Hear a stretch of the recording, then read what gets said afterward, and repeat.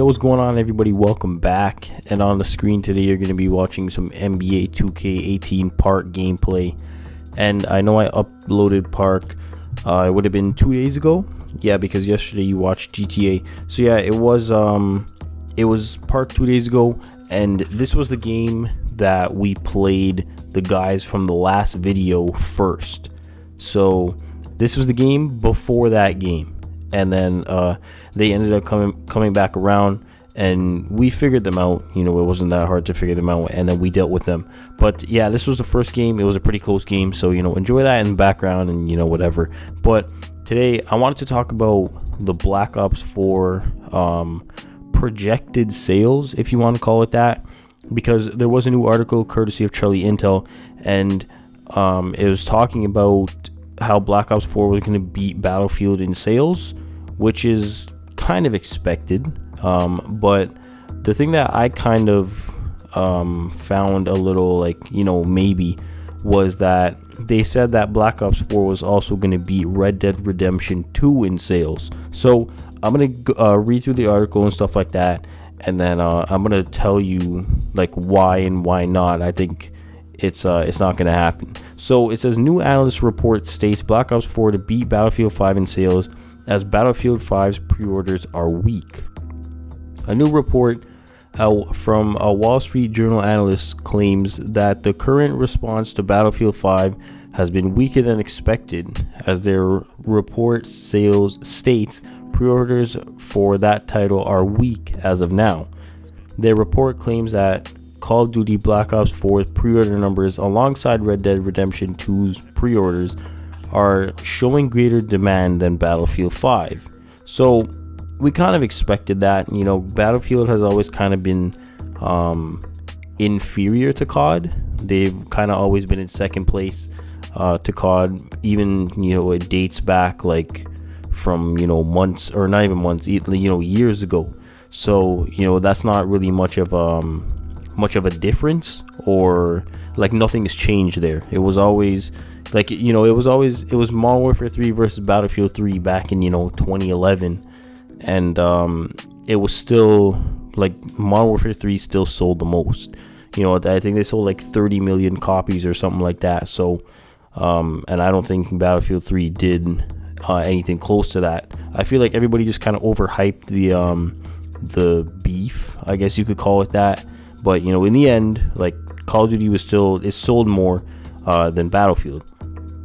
The analyst Cohen thinks Battlefield 5 might end up being another Titanfall 2 situation where EA launched that game in between major fall releases.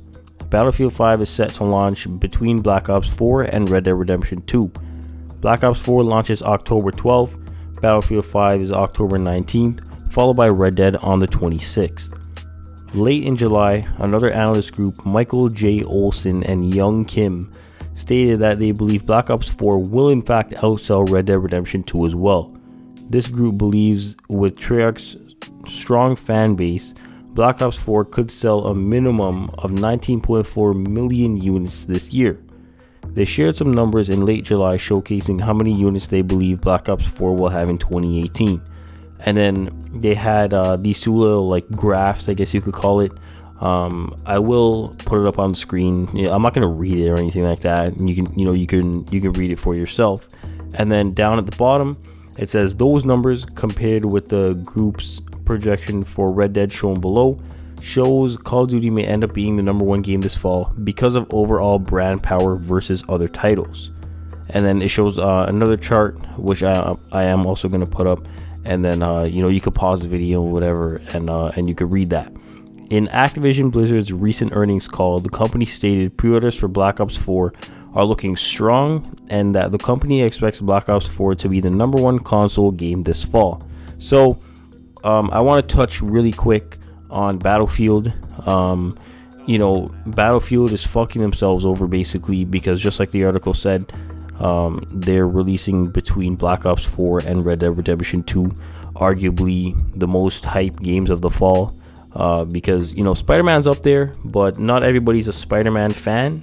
So, you know, I'm obviously gonna be picking up Spider-Man, stuff like that. But, you know, and then like not everybody's an NBA 2K fan, not everybody's a basketball fan, you know, in general. So you know, there's obviously those numbers are going to be less, but like a lot of people know Call of Duty, a lot of people know Red Dead Redemption. And I was kind of thinking today, I was like, wait, like, you know, these guys just said Black Ops 4 is going to outsell Red Dead Redemption. But then it kind of got me thinking, you know, and I was talking to my friend Anthony about this, and he's like, yo, like, you got to think about it like this.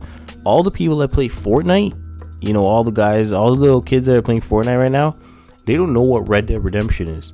I looked it up just now. Red Dead Redemption came out in 2010, May of 2010. That was more than 8 years ago. So, you know, a lot of the people that were playing video games 8 years ago, maybe they're not playing video games anymore. Maybe, you know, maybe they are getting Red Dead Redemption 2. But, you know, when you release a game 8 years later, or the prequel or the sequel or whatever it is, 8 years later, not everybody's gonna continue playing. So, and then also from what the article said, you know, Call of Duty just has the overall brand power. Everybody knows Call of Duty. You know, if you play console, even if you play PC and you ask people what they play, most people say Call of Duty because Call of Duty was on top for so long. And then Fortnite just recently took over as what I assume is the number one game on console, and I'm sure it's the number one game on PC because Call of Duty was never as popular on PC. It was more of just, you know, you could hop on the mic on Xbox or PS3 and then you can talk to your friends and play and stuff like that. It was way easier to get set up on console, so that's why I think a lot more people had consoles. And, you know, I just feel like PC gaming has gotten easier over the years, and back then it was just it wasn't as easy to get into, but now I feel like it's just easier. And then you know, I also kind of want to touch on Red Dead. It's like, I guess you could say it's made for more of a mature audience, because like I said before, not everybody's going to know what Red Dead is. These guys that play Fortnite, they don't even know what Red Dead is. But then you think, like, a lot of people too, nobody's going to buy Red Dead Redemption 2 if they didn't play Red Dead Redemption 1.